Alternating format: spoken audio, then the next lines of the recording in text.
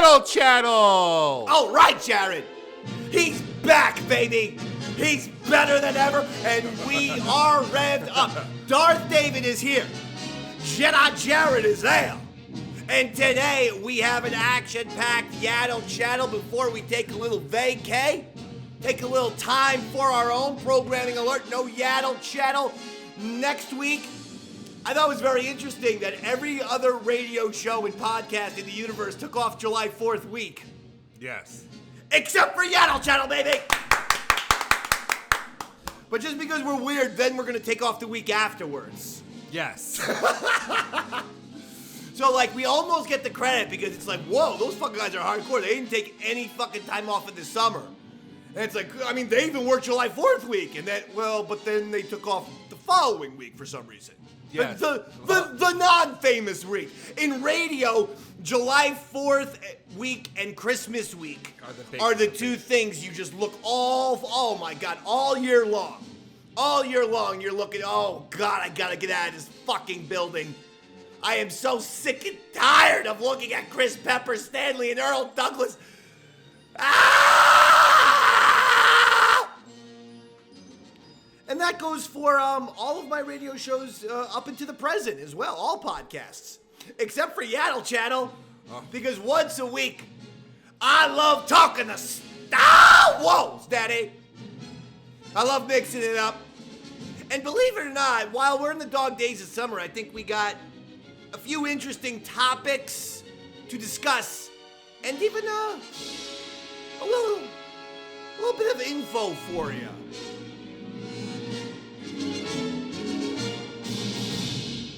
I'm pumped up.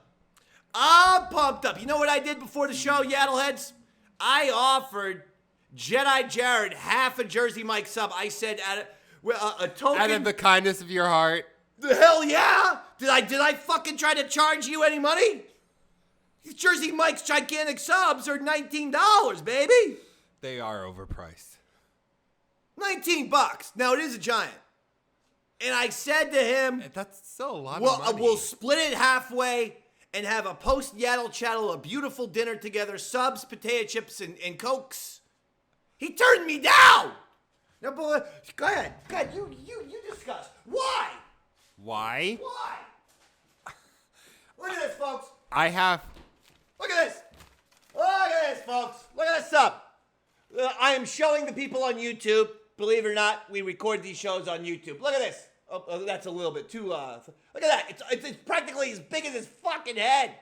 And everyone knows this guy's got a goddamn cannonball for a head. Look at that. Look at that. He's a sub above this Jedi Jared, I tells you. Look at that sub. You don't want this? You want to smell it? No. Folks, can you believe this? This guy doesn't want this. He doesn't want a piece of this. Folks, look at what we got here. Oop, some lettuce and stuff is dropping down. You like that, baby? Huh? Come on, you don't want this? You sure? Yeah, I'm sure. Woo! You should probably put that away before it starts smelling. Smells good. What do you mean? It smells like oil and vinegar here. No, Are you allergic to subs? No, but... No, some people have these weird allergies, and I thought maybe you were allergic to subs or just allergic to good food. What's the deal? How come you won't share the Jersey Mikes with me? Literally, a breaking of the bread. How many times can you say folks are having a nice breaking of the bread? Because we're not going to go into it. Jedi Jared's been feeling a lot of stress lately. I have too. We've all been under a great deal of stress. You know what? The Jersey Shore, the summer times are half magical and half pure fucking hell stress fire. The goddamn traffic, the people, the fucking New Yorkers, the Pennsylvanians, the Bennies, the Shoobies. Bennies are the people from New York and North Jersey. Shoobies are the people from Pennsylvania who come to the Jersey Shore. That's what we call them. All over the fucking place, causing this, causing that, and goddamn running. I saw some fucking motorcycle. He's going this way. He's cutting between all the traffic. He gets hit by a fucking flower truck. And then he gets mad at the flower truck. He has the audacity to get off his bike. He's yelling and screaming at the flower truck. I rolled down my window. I saw the whole thing.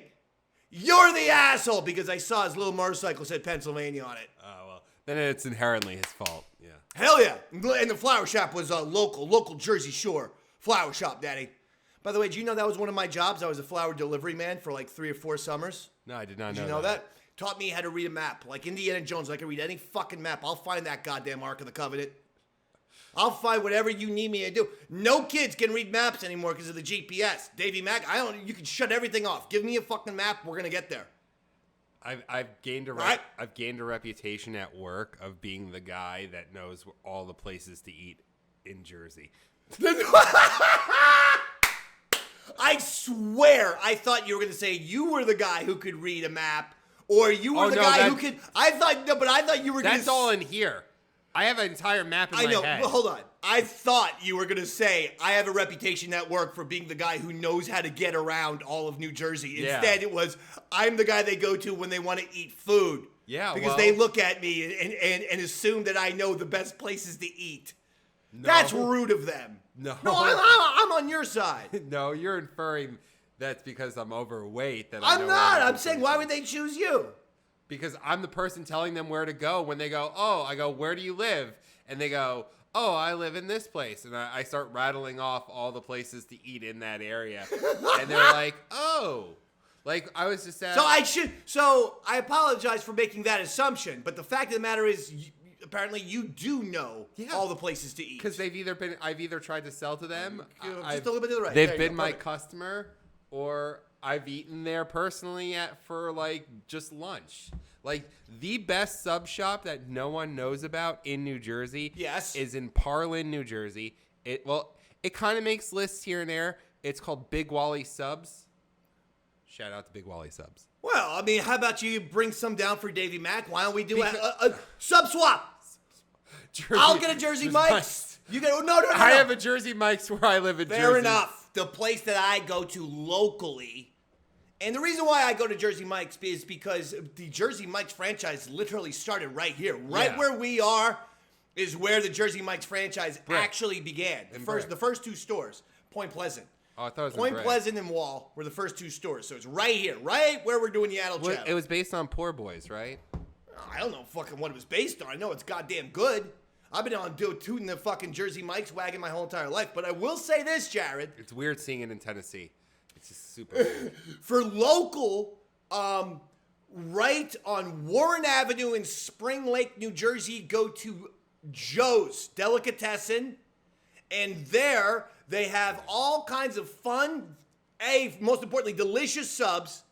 Joe's Delicatessen, Joe's Deli in Spring Lake. Not only are the subs delicious, but they're fun. They have wrestling names. You can get the Macho Man Randy Savage, or you can get the Phil Rizzuto, named after the classic Yankee shortstop who lived locally here. Have you eaten at Hoagitos yet? No. You got to eat there, dude. But let me tell you something about Joe's. There is rumor that Davey Mack is getting a sandwich at Joe's. It's a rumor that literally was created just now. Okay. 2.5 seconds ago. No, but here's the deal. Joe Jr., who looks exactly like his dad, took over. He's some guy like in his mid-30s. And guess what? Big O and Aaron and Fez and Davey Mack Sports Program. He says he's been listening to Davey Mack Sports Program for 13 years, our entire existence. Why don't you do a live event there? I'm like, fucking hey, not a bad idea. Let's call Joe. I would love that. Imagine if that was our new home. A fucking deli? That would be the greatest home for a fucking show of all time. I've got an even better home for us. Oh. Yes. Where? For Yaddle? Yes. You've never been to Alternate Ending? No. It was an old movie theater that they converted into a brewery restaurant. So, ooh, where's that? In Mattawan? That's right by your house. Yeah, it's right on 34 there. Interesting. And get us the mics, get us the time, and I'd be interested. They converted the movie theater, and then they get the food from Tallulah's in Asbury. All right, look. What is this fucking local Jersey Chattle? We gotta do a little Star Wars now. And we're gonna. Oh no! But seriously though, check out Hoagitos here in it's like Belmar area. Yeah, Belmar Lake Como. area. They're related. There's something related with the Bouncing Souls because Bouncing Souls are from here, right? I've been to Hoagitos. They're great. Oh, yeah, it's good the food. there Yes, is Bouncing delicious. Souls are local. Great punk band. Okay, listen. Star Wars or Indiana Jones. Well, I've actually been rewatching the original trilogy now, All right. but let's go with that. Indiana Jones Episode 5. The Dial of Destiny. Okay. I got some, there's going to be a little weirdness here. No, don't expect me to go on a rant. I actually like the movie. Okay. Why this is going to be a complicated topic for Yaddle Chattle is because we have to look at this through the prism of Star Wars, correct? Let's not, this isn't Indy Chattle, this is Yaddle Chattle. We need to hit this from a Star Wars perspective. So this is what I'm going to tell you. As an Indiana Jones fan, there was actually some stuff that I really liked about it. In fact, there was some stuff that was actually surprisingly emotional about it. Mature, grown up, and a little and nuanced. It's a movie that I think I will enjoy even more the second time around.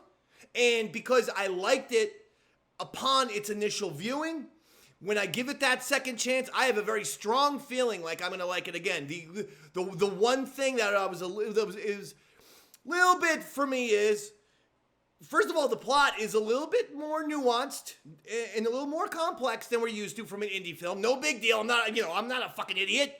I can figure shit out. We were all able to figure it out.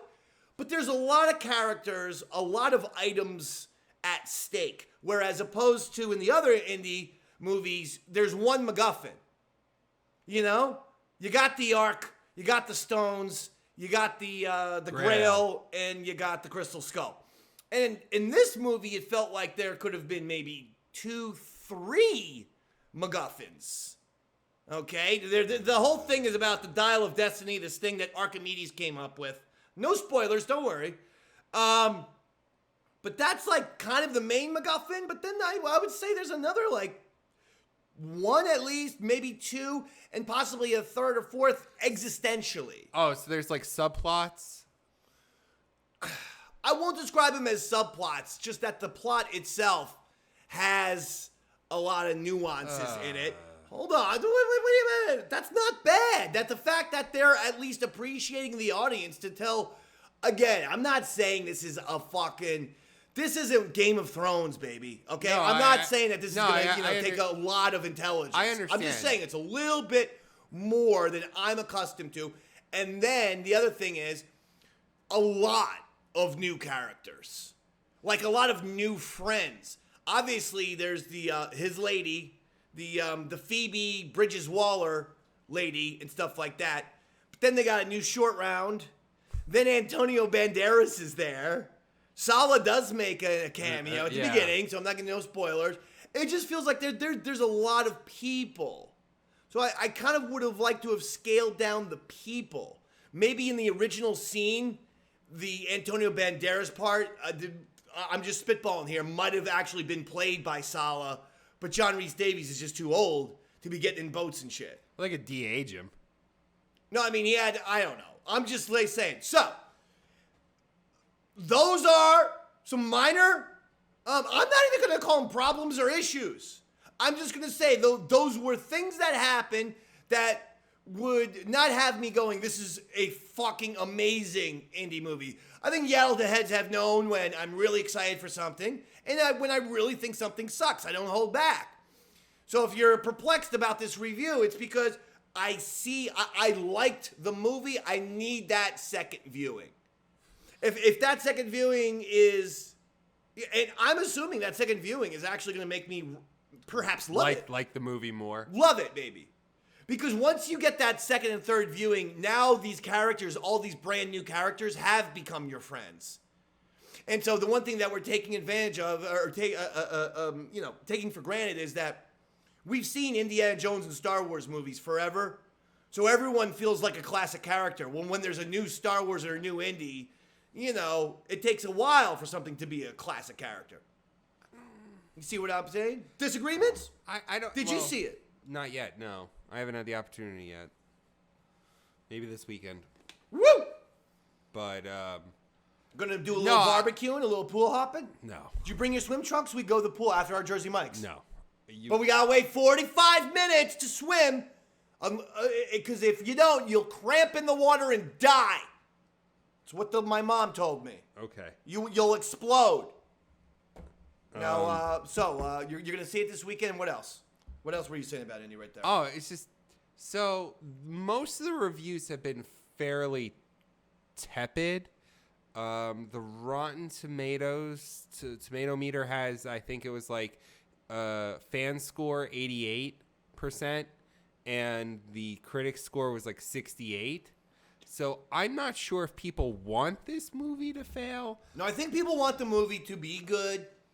And I think that some of these points, go into it with some of these points that, you're going to say, wow, it's a big movie. How about this?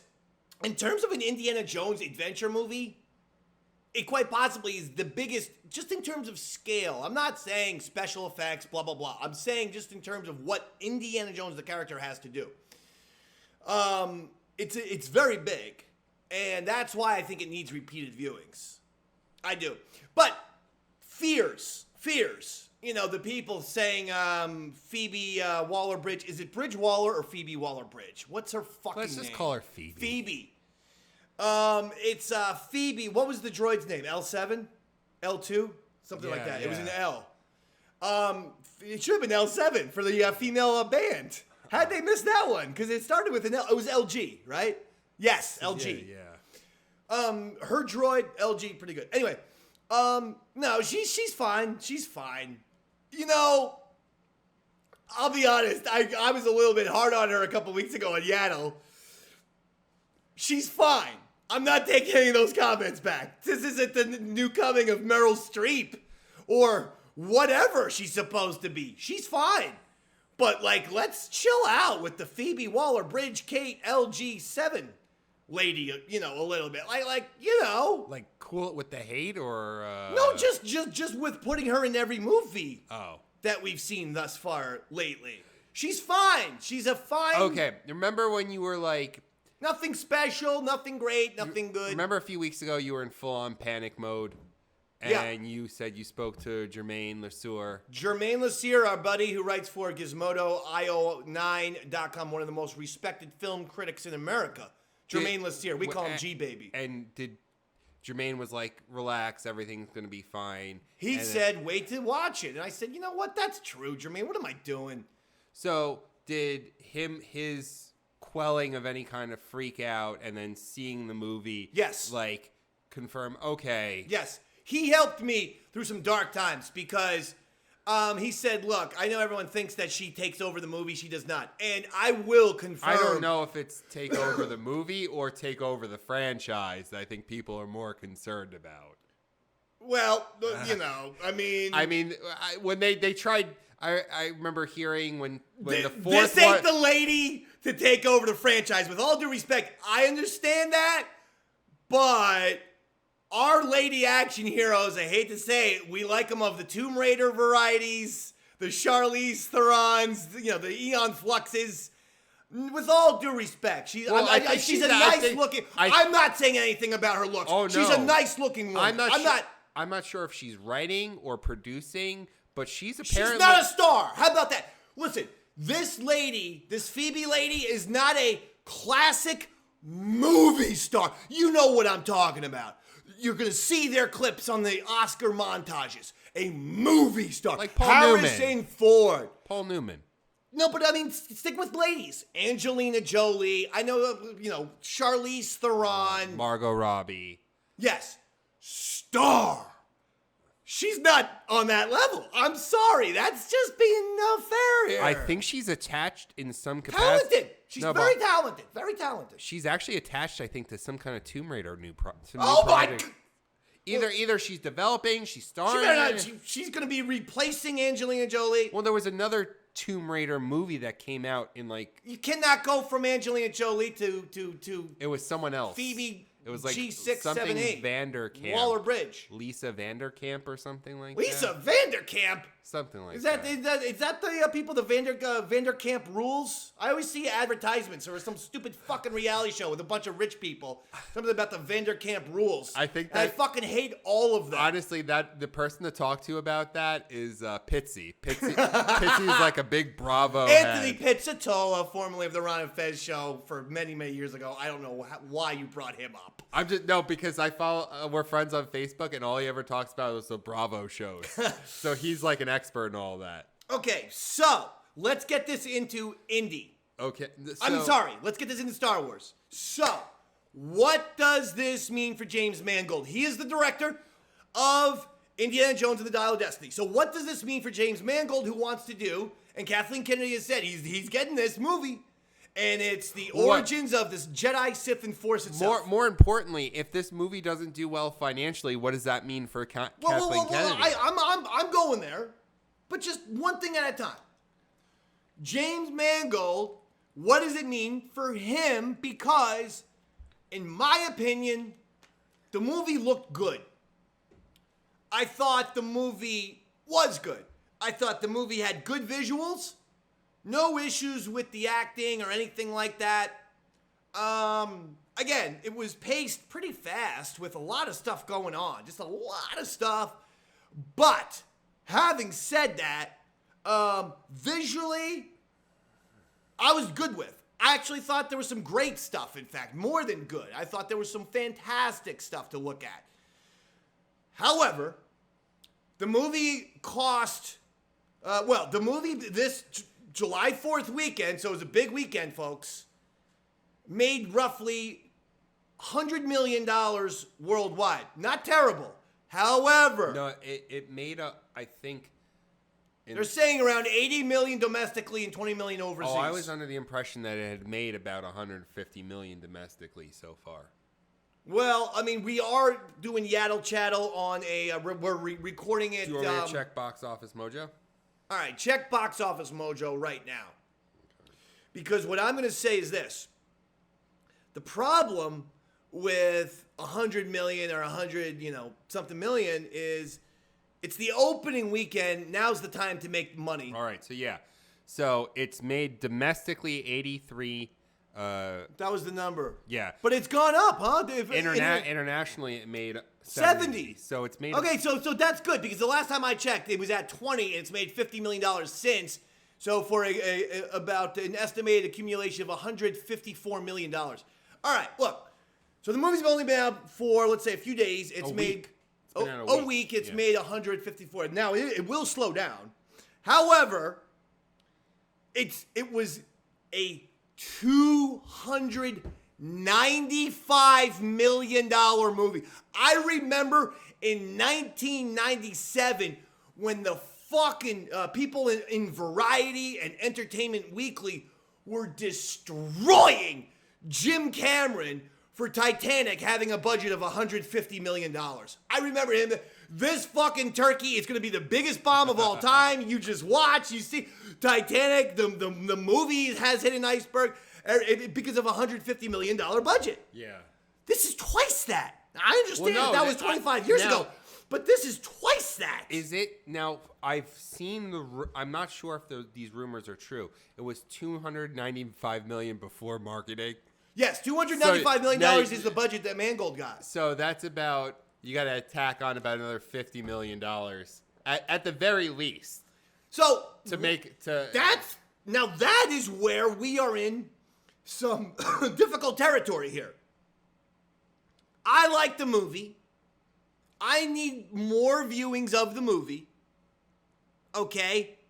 So I can't just give it a full-on green light. Oh my God, this is, the best Indiana Jones movie since, Raiders of the Lost Ark. I can't do that.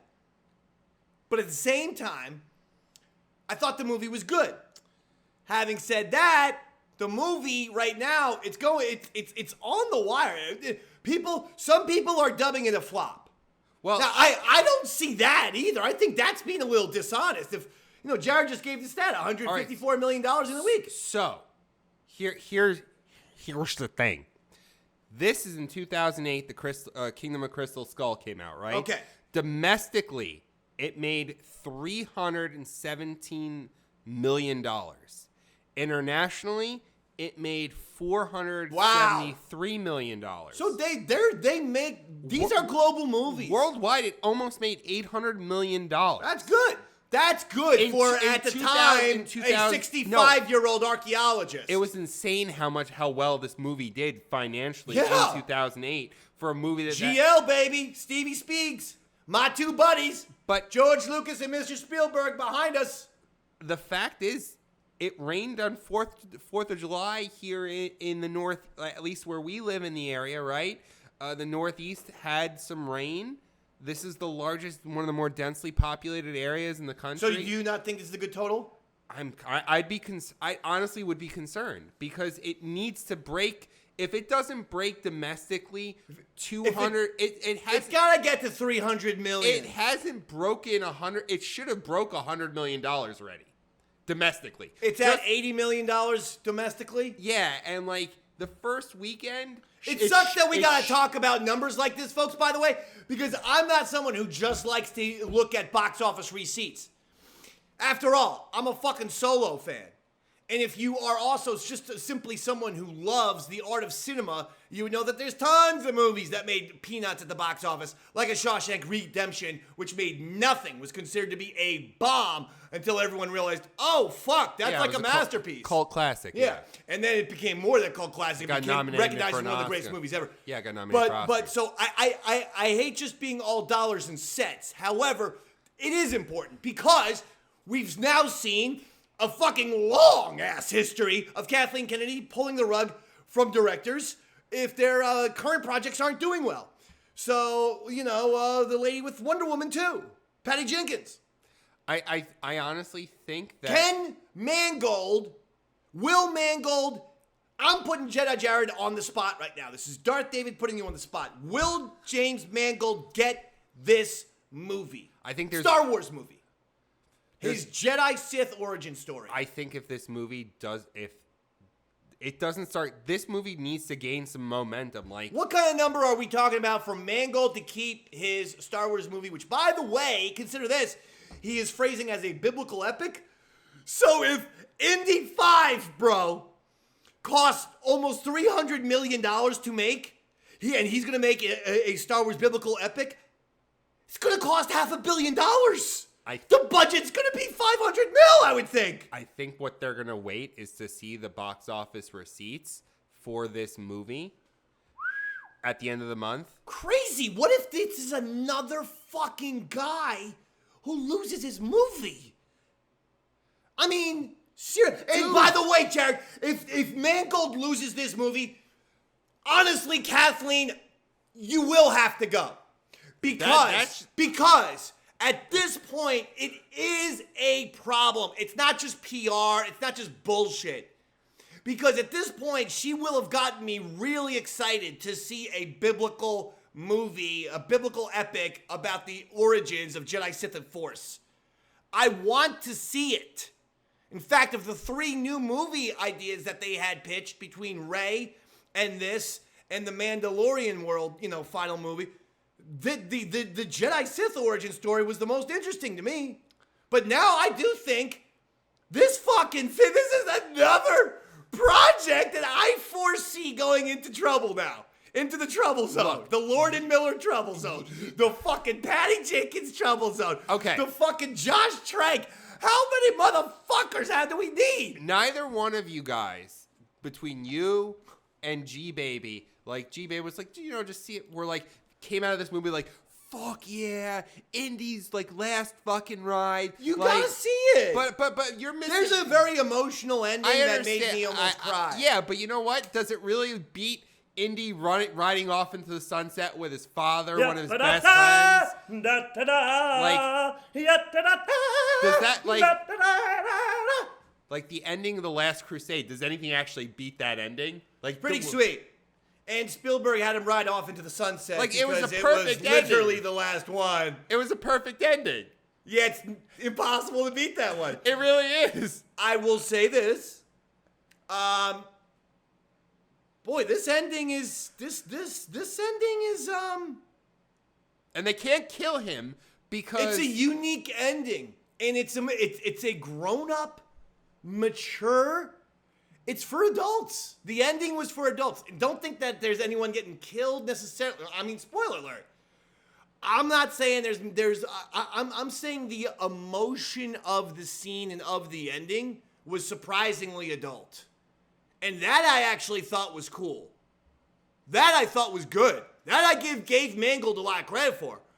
Davey Max in the theater, goddamn kids next to him. By the way, I was wearing my Indy hat. Did you see it? Can I show it to you? Yeah. I gotta show it to the Yaddle audience. I think my general concern is that people that are seeing it are saying they like it, but they don't love it. And I think that's a huge problem. Get out of my face, Belloc. I look just like him, don't I? If Indy was wearing real fucking white trash clothing the way I, with a Star Wars shirt. Huh? You like this? You know what's crazy? A lot of people said they like this look on me. Is it? But I was like, you know what I said? I said, I don't really like to wear hats that much because I played so much baseball in my time. I just got sick of hats. And then once you drop out of hats, is this an actual I feel Stetson? like I'm a non-hat person. Is this an actual Stetson? Yes. Oh, okay. I spent upwards of $65 on this. I got multiple compliments, Jared, saying that this should be a look for me. Now, would this be stupid, or would I be like looking like, when Dave Filoni goes onto Star Wars convention floors, he always wears this. The cowboy so hat. am I ripping off Filoni? No, he doesn't wear like that kind of Stetson. He does. He wears I saw him in person. I thought he wears a straight up cowboy hat Stetson. No, he wears this. Oh. I saw him in fucking Star Wars Celebration. I wear hats all the time. It's fine. What are you doing? I'm showing you a picture of myself in a hat. No. We know what you look like. No, but I wear a fedora everywhere. Okay, okay, that's beautiful. But it's a short-brimmed fucking fedora, I know. pal. It's perfect for the summer. How would a short brim be perfect for the summer? The long brim is supposed to protect you from the sun. Listen, this ain't wide-brimmed Australian fedora, Chattle. And by the way, that's the make. For anyone looking to get an Indy hat, it was a classic American fedora on top with Australian wide brim on the bottom. That's why Indy's hat is unique. Because it is a fedora. It's not a cowboy hat. But it's got the wide brim, you see? Isn't that a great scene in The Last Crusade where he's like, his like predecessor is basically like, you lost today, kid. Yeah, you lost today, kid, but that doesn't mean you have to like it. And then he puts the hat on him. And then it cuts, it transitions. Yeah. No, he's on the boat. And that fucking guy in the white suit with the cane is there. And Indy fucking kicked his ass. He got that goddamn cross of car. No, he'd be looking at that. And for that thing for his whole life. His whole life, he'd be looking for that thing. So is this chick supposed to be Marcus Brody's daughter? No, it's not. It's a new character. Or is it Jim Broadbent's new daughter? Character. Okay. Is that the little weirdo guy that we see on? He always plays creepy guys. Get in front of the mic again. No, you're doing such a good job this episode. He was the guy who resigned in 4 to save Indy's career or something like that? I have no idea. This actor you've actually seen a lot. He's in multiple TV shows and science fiction things, and he always plays a little creepy, like weird, like scientist. Yeah, I know who you're talking about. I think he's in the Marvels. Yeah, I know who you're talking about. Right, Captain America. Yeah, he's that weird little German scientist guy. Yeah, I know who you're talking about. He always plays a scientist too. All right, so final thoughts of Indy for Star Wars, what it means for Mangold. Is Mangold going to get this movie? I don't, honestly, I think that... What number does he have to get the movie? He has to turn a profit. Like, it should make $500 million domestically. Look at what Top Gun Maverick did last year. Top Gun Maverick, a sequel to a movie that came out. Spielberg said Top Gun Maverick reinvigorated the entire movie industry. Yeah, but in fact, saved it. That was a sequel to a movie that came out almost 30 years ago, no, I know. Right? We've seen not almost, bro. It was over 30 years ago. Top Gun came out in '85. 36 years later. It's almost 40 years. Yeah. That movie came out 35 years ago, and it made $1 billion. The sequel made $1 billion in the box office. Indy and the Crystal Skull, which is considered the not so good Indy movie, has made almost $800 million worldwide back in 2008. If this doesn't make $800 million worldwide post-pandemic,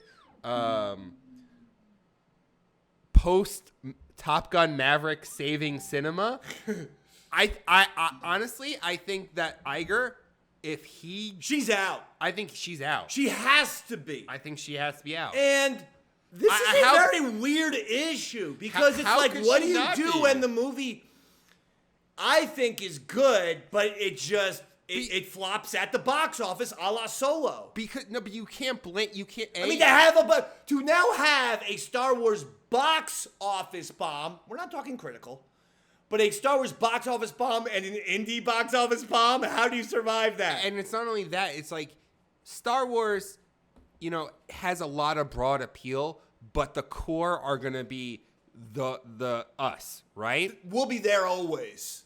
There are a lot of people that don't like Star Wars right now, especially that love Indiana Jones and would go see Indiana Jones. Agreed. But they're not seeing Indiana Jones. No, and they feel like that. And you also have some people who are just assholes who are like, well, I can't.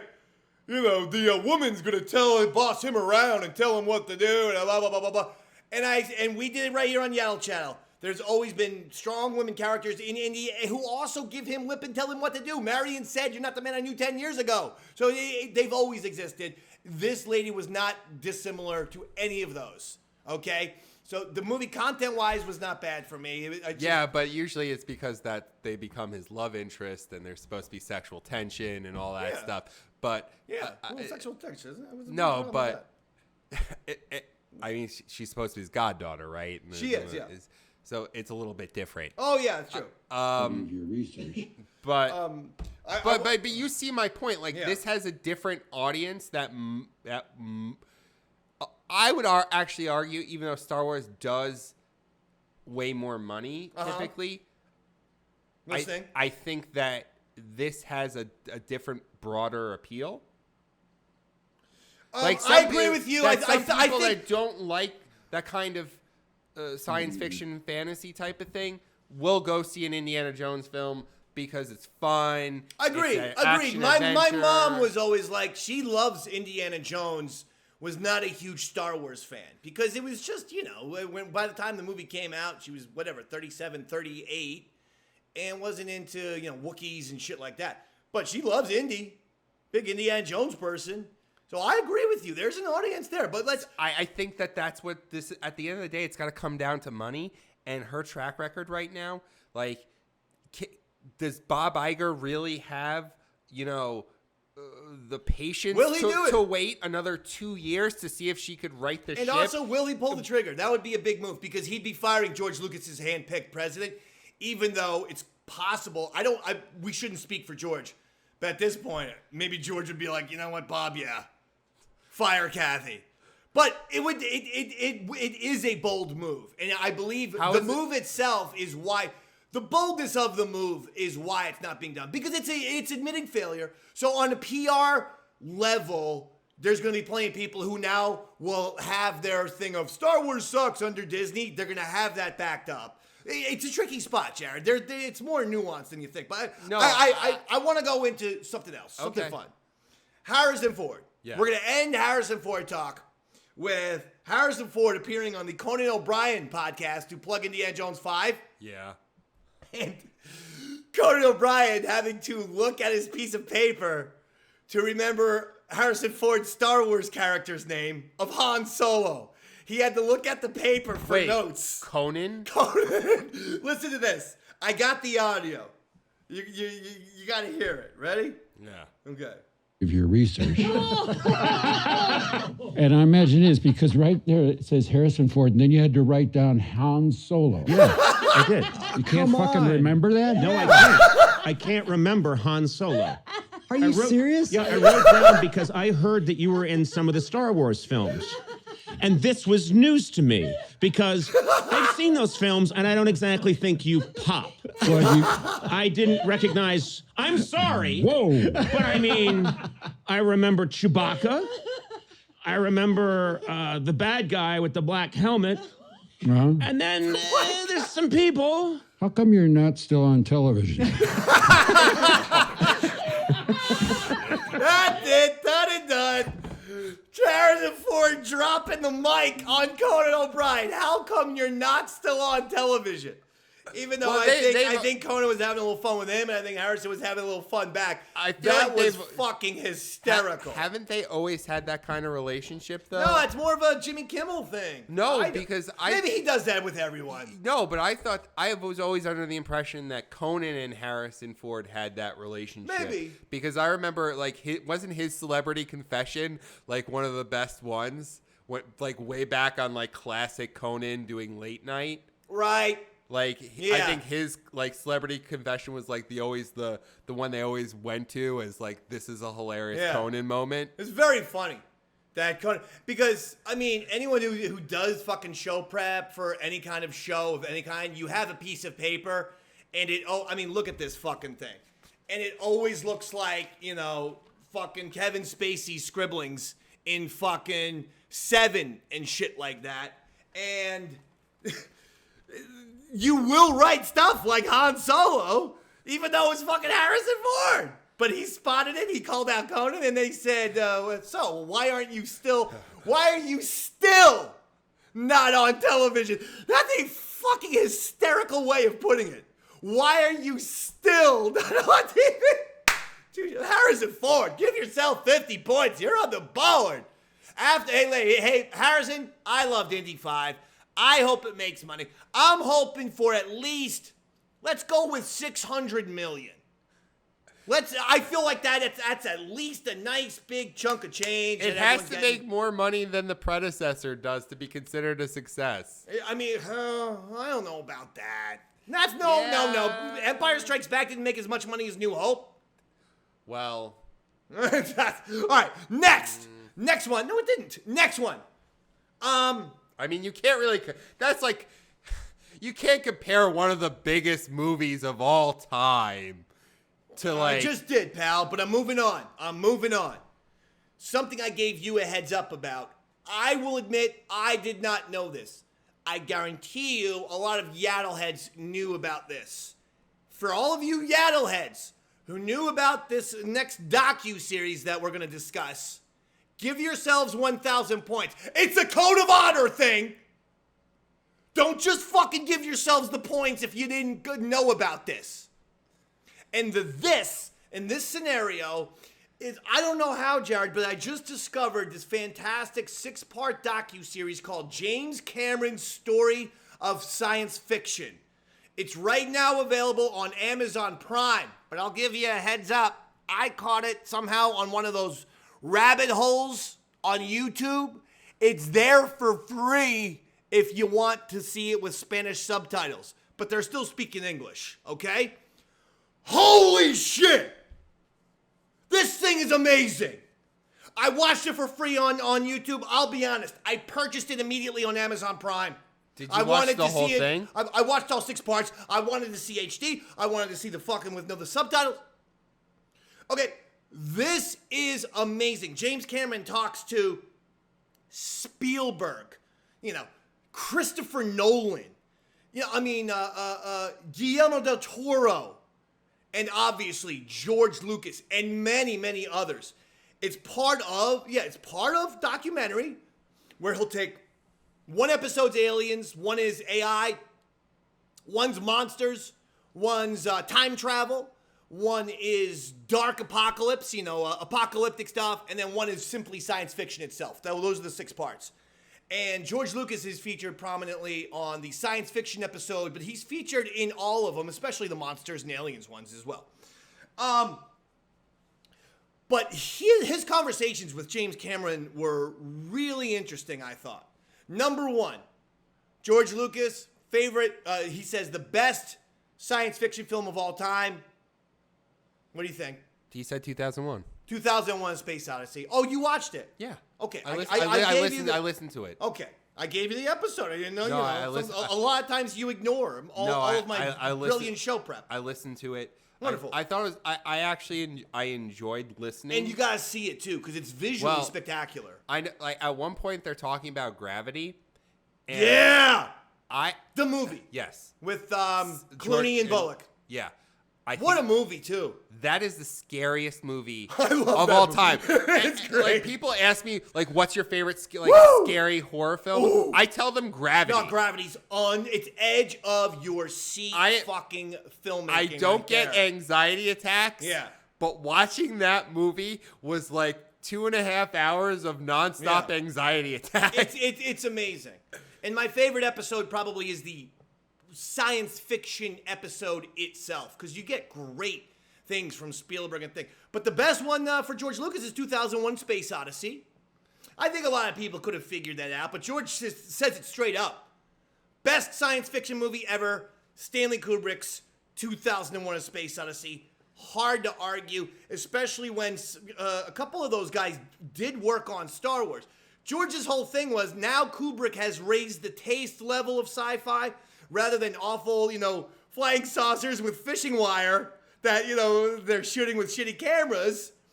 Make it look great. George's whole thing was make mine faster. I want it to look like, and if you really actually go back and look at 2001 and then go look at New Hope, you go, oh wow. Now there is an aesthetic similarity to do, for instance, like when the Millennium Falcon goes slowly into the Death Star because of the tractor beam. That shot could have been in 2001. I will plug this. Now that you've watched that, you need to watch Jaworski's Dune. You have to watch. I've seen both Dunes. No. It's a documentary called Jaworski's Dune. I'll watch it. You have to watch it. I will. Because none of these guys will give him credit, but his production book that circulated among the studios heavily influenced all of the science fiction post Star Wars. Okay, fair enough. Because he wanted to do Star Wars, but his thing was Star Wars before Star Wars. Gotcha. Like he wanted to do the big space opera. Yeah, but I mean George, but fuck him. George did it. I don't give a fuck about Jaws. The only Jaws I like is the one to fucking eat the Kidner boy. That's the only Jaws I like. I didn't care for the fact that Jaws ate Pippet the dog, though. Oh, well. I wouldn't think that would even be tasty. A lot of hair for a shark. They don't care. They don't care. They're hungry. George also said something interesting. And I'm not going to get on it. I'm having too much enjoyment with this episode. I want to keep it light, fun. We're going on vacation. What did you... But there was a little something where in the past few years... when someone wants to, how do I phrase this? People are bringing a lot of modern day issues, I feel, into Star Wars. I'm not always necessarily saying the creators. I'm saying fans. I'm saying that there are fans who bring this sort of, I want my modern day issues discussed in Star Wars. We know that George Lucas, there's an interview where he says the number one reason for Star Wars was escapism from modern day issues, because we had been through Vietnam and Watergate, and America was a dark, shitty place, and I wanted to give people some light. Okay, so that's number one that we have in magazine articles. On this movie, he added to it. You know what he added to it with? What? He said the whole reason for Star Wars was to encourage humans to get involved in space exploration. In this docuseries, he goes to Cameron and says, the bottom line is this: if we don't get off this planet, human beings are toast. And he says, while I love 2001: A Space Odyssey, it was very dark and it was very bleak. And I wanted to show people that space exploration is fun. There's certain dangers and you're going to see some really crazy ass weird shit. But there's fun. It's going to be a fun adventure. So get out there and start traveling the stars, baby. That's what George says in this, sitting down with James Cameron. And again, I thought, wow, there it is. There it is. If you want some more proof, don't bring your modern day shit into Star Wars. It's out of place in it. It's supposed to be bigger than that. Yes. Didn't you say straight up that the prequel trilogy had like undertones of like George Bush? No, you and the said war that. in Iraq. No, okay. That was an interview, I believe, on 60 Minutes where George was questioned about that because he had Palpatine say, if you're not with us, you're against us. And Bush said the same thing. Okay. I didn't say that. And also, that's not exactly the most original phrase. Furthermore, in 2006, George went to the White House to get an award from Bush, shook his hand, and has always maintained, no, I was not talking about Bush. I'm just talking about the logic of authoritarianism. You mean leading people into a false war by a shadowy government? I can only go by what George is saying. I don't know. As I get a little bit older, I see a lot more. You think he's lying? Why would he lie? Why would a 70-year-old guy lie to James Cameron? For what purpose? I think. Yeah, there's no purpose. You don't have an answer. Sometimes people's perspectives on why they do things change. That's possible. Obi-Wan Kenobi, a certain point of view. Like, he might have been doing, like, he wrote the Clone Wars. Like, all that was happening right around the time after post 9/11. Like, I'm sure he had an idea of how he wanted to write it. But Attack of the Clones comes out in 2002, right? 99 was Phantom Menace. Okay. Attack of the Clones, 2002. So maybe it wasn't Iraq, because I think we invaded Iraq in 2003. But like, well, Palpatine says it in 2005. So Bush probably said it before. We were already there. Now, I totally get it. Listen, the bottom line is he went to the fucking White House, shook hands with the guy, and received an award in 2006. My point being, you're not doing that if you really are making thinking that Bush is Palpatine. I'm sorry. No, I go with George. I go with what George tells me. I can only go with what George tells me. Let's move on, though. That's more of Cheney's. We just brought up Jermaine Lassier, G-Baby. Uncomfortable story, but I wanted to address it because there were elements of scariness in it, and there's elements of humor in it. Apparently, today, or very recently, Gizmodo had an AI writer, an artificial intelligence writer. This goes perfect from the James Cameron thing. Again, by the way, if you want to check that out, it's called James Cameron's Story of Science Fiction. It's fantastic. For free on YouTube, HD on Amazon Prime. But a fucking AI written article on Gizmodo. Why I'm a little ticked off about it is Jermaine works there, and I don't want him to get in trouble, so I'm not going to cut a promo.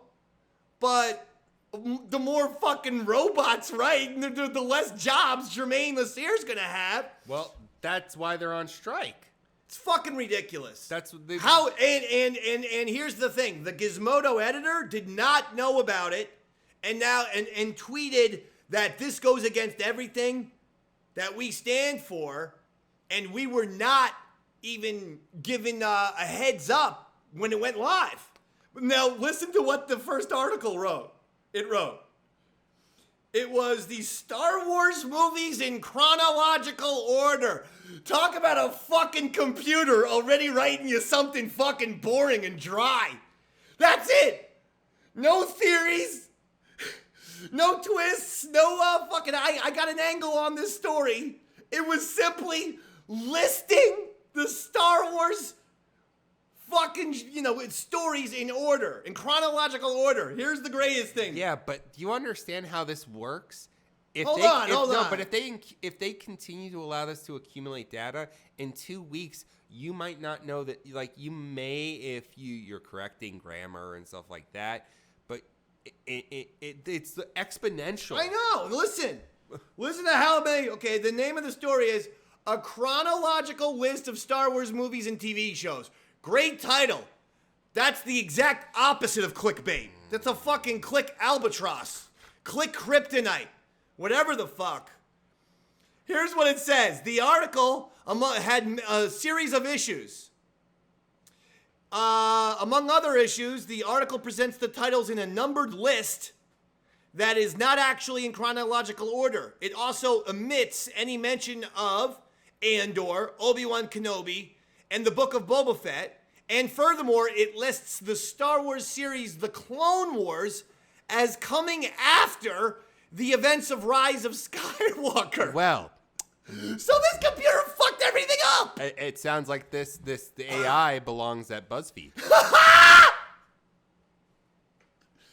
But seriously, in 2 weeks, it's gonna have a great diatribe on why he'll steal your theory about why Uncle Owen and Aunt Beru are the real heroes of Star Wars. Uncle Owen and Aunt Beru are the real... No, fuck the humans. The real stars of Star Wars are R2-D2 and 3PO. Without those two AI heroes, Han Solo would have never gotten the Millennium Falcon to work. And Luke's X-Wing would have been destroyed at the Death Star. And what was the deal with LG, the female robot, and Lando? They insinuated that they were, if not fucking, then certainly giving hand jobs to one another. What the fuck? Not to get too gross, but wouldn't she break his dick with her strong metal droid fingers? Maybe she's a pleasure model. Oh! And what's the deal with BB-8? Like two little golf balls stacked on one another. Fuck you, baby. That part should have been mine. I'm Gizmodo Bot. You'll all be dead, humans. Gizmodo Bot, over and out. We're taking your jobs. Beep, beep. Jesus. So This has been the fear, though, for the last 50 years. Brother, Has been I don't want to go too much into James Cameron's It's fucking not even- show, but the AI episode, It's not even watch AI, it it's now. Not, it's not even AI. It was automation 50 years ago. They were worried about everyone losing their jobs. I mean, this 100%, but this is more. just- This well, is more I mean, now. this is the continuation. I know. Watch the AI episode of the Cameron thing. All right, Star Wars Gallery. Come on, give me some thoughts, quickly.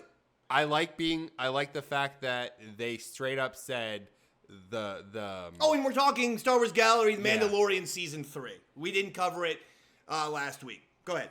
when they said what's her face was a shaman, I was like, okay, I was right. Who called that? Who? That's important. Oh shit, fuck me. Is she a character? Yeah, no. You're gonna yell at The me. Armorer. The armor, yeah. Oh, I'm gonna. He's rubbing his head, saying, "I'm gonna yell at him." Because I forgot that. No, but they straight up said like the armor was a shaman. I'm like, yep, called that. You did call that. I love how everyone's like, the big quote from the entire thing was Favreau saying that the Mandalorian was never supposed to be Aragorn. I'm like, yeah, no shit. He's supposed to be like he's Kane from Kung Fu. Yeah. He's the roaming gunslinger. He's the nameless drifter, the roaming gunslinger, the one-armed swordsman. Like that's who he's supposed to be. Bo-Katan's always meant to be. Hearing Favreau and Filoni speak about this stuff is just great. In all honesty, I'm not trying to be a dick. I almost don't need anyone else. It's almost like they like the subject matter. As far as Star Wars galleries go, I actually thought this was a little light.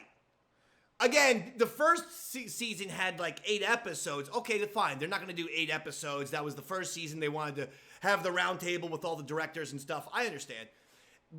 In the second season, though, I felt like we got more. First of all, we had 2. And secondly, I just felt like we got a little more understanding of the story they were trying to tell with season 2.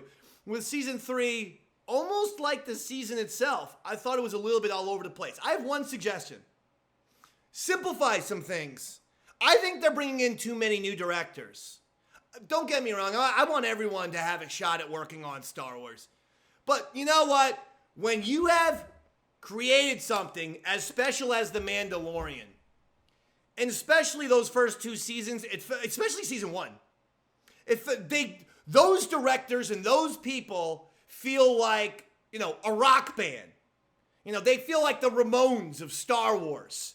And, whether it's, Deborah Chow and Rick Fujo, I always forget, how do you Fukujima?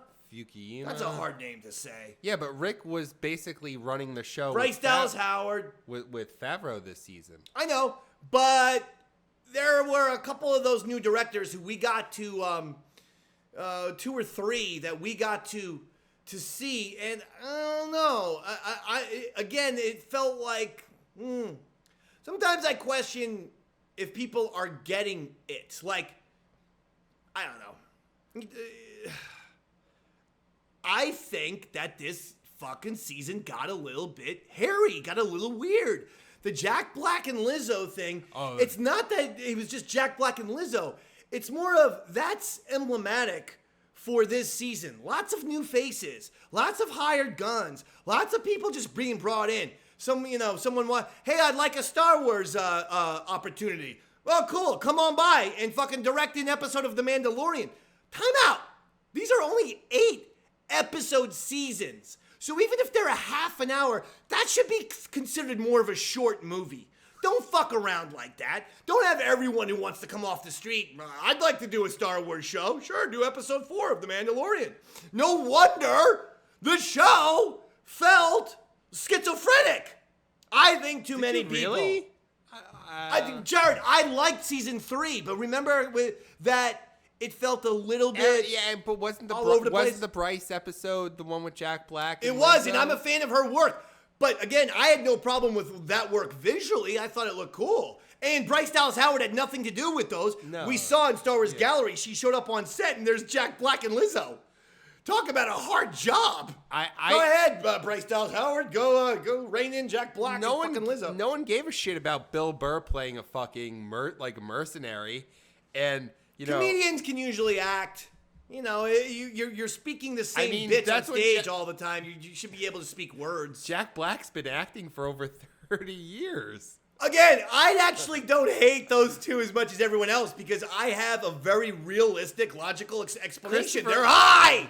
No, for real. We see them drinking all these fucking psychedelic secretions out of these animals, and I think Jack Black and fucking Lizzo and their friends are stoned throughout the fucking episode. They're rich assholes. And they're high. But they're high. Because they don't have to operate machinery because they have the fucking droids Exactly. to do that. So if you consider that people are high, if you've ever been around people smoking a lot of weed or just get real fucking high, ate some edibles, not too dissimilar. Sometimes they're stone-faced, like Lizzo, and sometimes they're like Jack Black.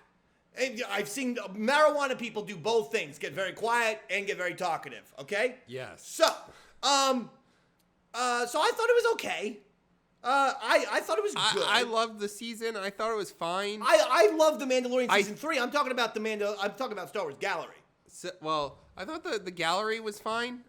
I can't see them putting out a multi-part each season because we've already established what the universe is. We've established the key How about characters. an hour and a half special, though, that starts exploring a little bit more of the story? It starts to give us a little bit more of, hey, we think, they can't give everything away because tell us meaning of. They've got Ahsoka coming up. They've got Skeleton Crew coming up. Okay, then this is what I want. Then give us a whole. Did we see a lot of Easter eggs revealed in this? The answer to me is no. I like the behind the scenes shit. You're gonna do a fucking behind the scenes thing. Give us behind the scenes. Give us all of the Easter eggs. Give us all of the cool shit. Give us all of the stuff that we don't know. I mean, there wasn't a lot of necessarily Easter eggs this season. I think this was more of a transitionary season to set up a new arc. Well, we'll see. Because remember, the only really reprising characters we saw were Carl Weathers' characters and Amy Sedaris' character. And then Mr. Kim. But But the biggest Easter egg on the whole series was Zeb. Yeah. That was probably the biggest. They didn't have Timothy Olyphant back in. We didn't see any Tamara Morrison character at all. So no Boba Fett, no Rex, clones. no Rex. No, is Cody still alive? I guess Zeb. I don't know. But Zeb, I guess, is that would probably be the biggest Easter egg. Yeah. Well, that and I guess Hux's father. That was cool. I wouldn't. Yeah. I mean, I'll give that an Easter egg treatment, and I thought that was cool and fun. But I'll give it to you with the big guy. I'm not 100% sure. I think Are you looking forward to? We talked about how he already had 4 planned, written. Because I have. So are you looking forward to it? Yeah, because it's like we said before when it ended. This has been the reset now. Is the Mandalorian in a good spot right now? Absolutely. Okay. Because I feel the same way. It's tied off the end with Bo-Katan. Yeah. It's tied off the end with the Darksaber. I feel the same way. I just get I get into the documentaries, and I just want them longer, and I want them a little bit more substantive. I thought the first 2 seasons, they really gave us a lot of hey, this is what we're going for. This is what we're trying to accomplish. And I didn't feel like we necessarily got as much of that, this is what this means. And I like that kind of stuff. Well, you got to look at it like this. Didn't you say that each episode of Andor cost about $20 million to make? Yeah.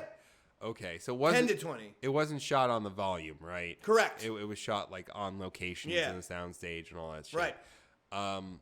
So let's say an average costs about $15 million.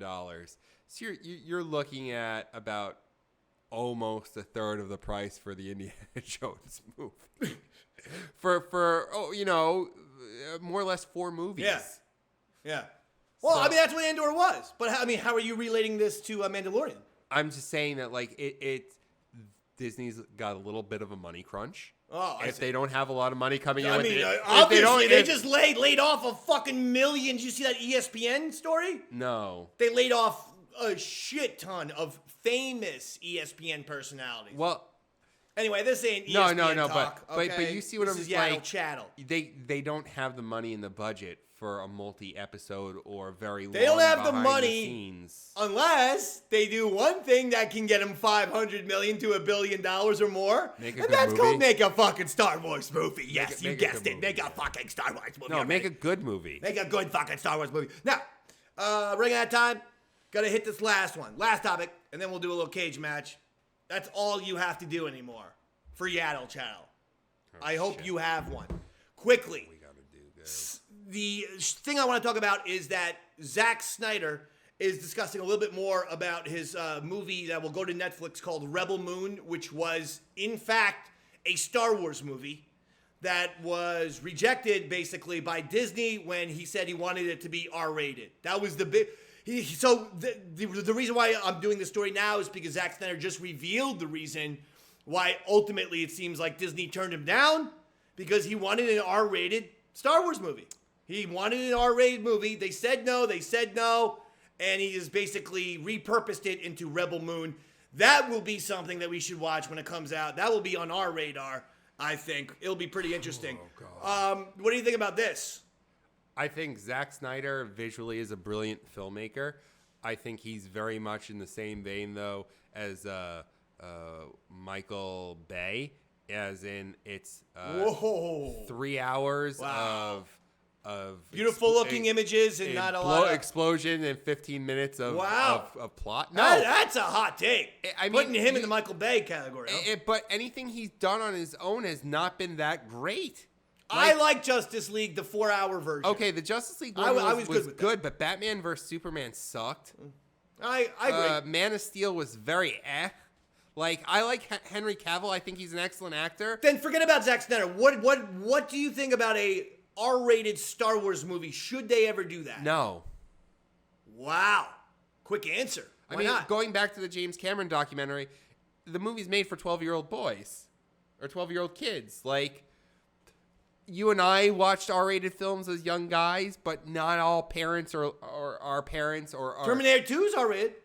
You just brought up Cameron again. Terminator 2's R-rated. Yeah, but that was for 15, 16-year-old boys or kids. Just saying.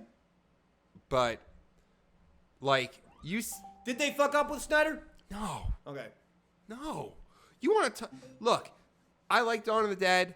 I liked Watchmen. Sucker Punch, which was one of the movies that was like his passion project. It was like it's softcore porn. It's not good.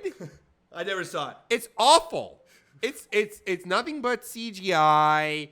It's all green screen, and it's like one music video after another, more or less. It's not a great movie.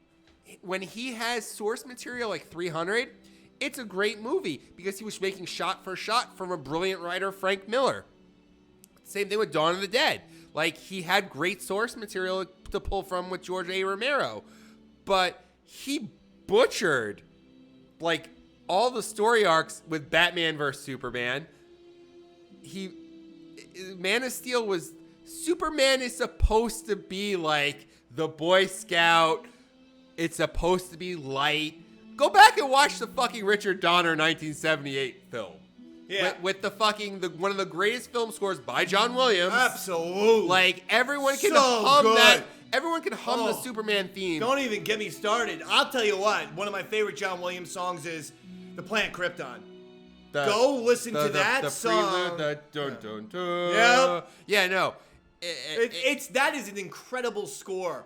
That was almost Dun, dun, dun. too good for the movie. Oh, and it gives you goosebumps right off the John bat. Williams' Superman score is better than the movie.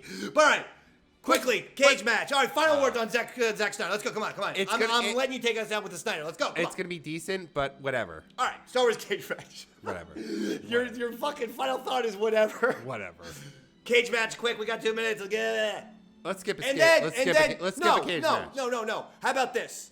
Zack Snyder or Steven Spielberg? Let's put him in the ring. Let's just agree that Steven Spielberg's going to beat the shit out of Zack Snyder. That's what I want, but we got to break it down quickly. I'm in 40 seconds. Zack Snyder's going to think about a lot of explosions. And Snyder has the age advantage and I believe the height advantage on Spielberg. Does he? But I thought I'll he was tell a you little what. short I'll tell you guy. what. Spielberg's a scrapper. Father. World War II veteran. You know what? You're right. Steven Spielberg with the TKO in the 3rd round. Goodbye, Zack Snyder. All right. That'll do it. We are off next week. Okay, we are off next week, and then might take another week off in September. Patreon. Or late August. Patreon.com/EastSideDave. Okay, but we still got a minute, so final thoughts about Yaddle Chattle and specifically Star Wars going on in the future. Are you going to finish the James Cameron series now that you watched that one I might episode that I actually do that, recommended? yeah. Because it's excellent. I like the one that Ridley Scott did a few years ago. So I might actually. I forgot. Ridley Scott's in this too. Oh yeah. Well, oh my I God. mean, he has to be because he did Alien. Blade Runner and Alien. Yeah. So Ridley Scott's in this, and he's great. And if you like, you gotta watch Jaworski's Dune. Like then we can talk about that next time. I will. But for now, watch that. Listen, Star Wars, baby. Hey, listen, we're only about a month and a half and change until Ahsoka. Yes, I know. All right, lots to be excited about in the Star Wars family. He's Jedi Jared. What's my name? Darth David. I'm Darth David.